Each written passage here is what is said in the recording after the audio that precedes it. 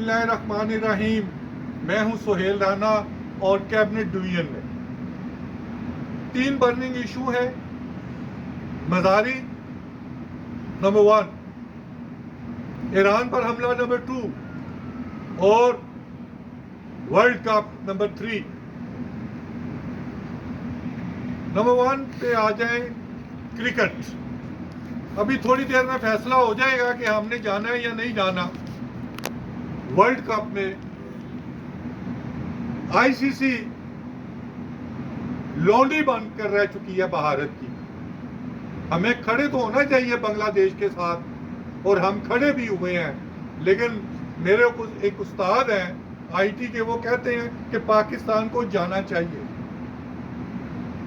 मेरा जो ख्याल है कि पाकिस्तान को नहीं जाना चाहिए।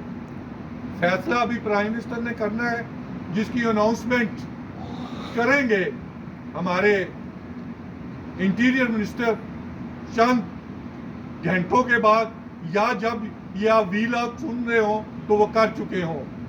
दूसरा, ईरान पर हमला हुआ तो ये सोच लें कि ना कतर है, ना उर्दन है, ना यूएई है और ना ओमान है।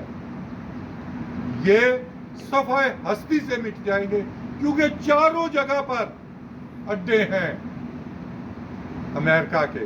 और ईरान वादा कर चुका है कि हम पीछे नहीं हटेंगे, हम मर जाएंगे, लेकिन जिन्हों ने उन्होंने फैसिलिटेट किया है तो उन्होंने छड़ांगे नहीं। सऊदी अरब और पाकिस्तान का इस पे एक ही मौकफ है। देखते हैं कि हम किधर स्टैंड करते हैं।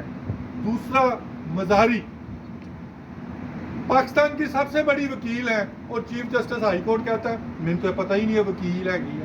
वो खुदा दे, वो चीफ जस्टिस साहब, हम आप डोगर साहब हैं, आप तो मुल्क फतह, आपका तो आपकी जो बरादरी है वो तो मुल्क फतह करते थी, तुसी केड़े काम लग गए हो। वो अगर वकील नहीं है तो इससे ज्यादा मैं क्या कहूँ। और उसको पकड़े जिसने एमल किसी की बेटी भी है, किसी की बहन भी है, और इससे ज्यादा क्या कहें। और वो खतून प्रेग्नेंट है। क्या कर रहे हैं, कौन फोर्सेस को बदनाम कर रहा है।